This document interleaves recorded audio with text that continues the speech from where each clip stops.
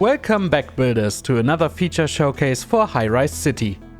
Today we take a look at the needs of your citizens and how to fulfill them, an integral part of the core gameplay loop. As in our last showcase, the things you might see might be subject to change. We are currently replacing a lot of the buildings with more detailed assets, so the look of the game is not representative of the final version. Oh, and please watch until the end of this video. We'll tell you how you can play Highrise City very soon.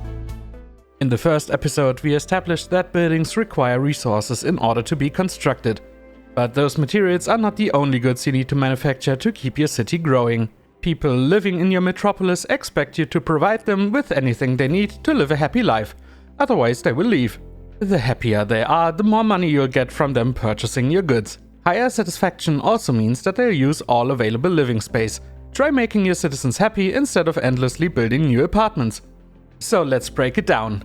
Citizens are divided into different tiers. As your population is growing, you'll unlock new buildings, new features, and higher citizen tiers. Right now, those tiers don't have finalized names, so feel free to suggest new ones in the comments down below. The higher the tier is, the more sophisticated the wishes of your residents get.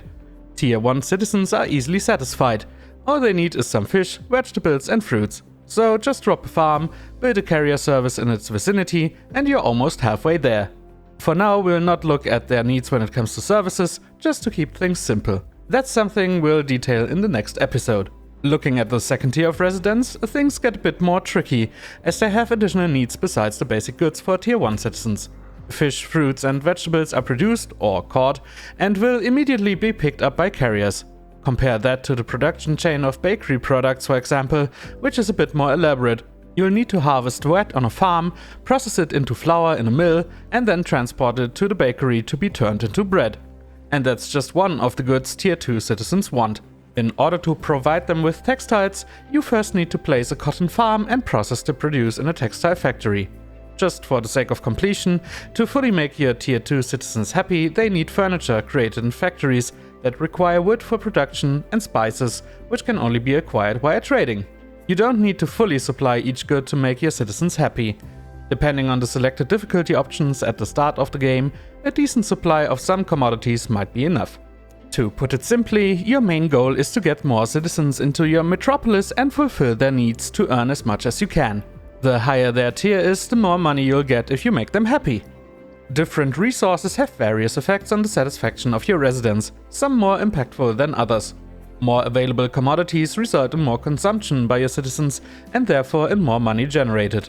Your overall wealth can then be spent on creating new buildings and infrastructure, establishing new laws, buying and trading goods, terraforming, and creating new zones. We'll touch on some of those topics in later episodes.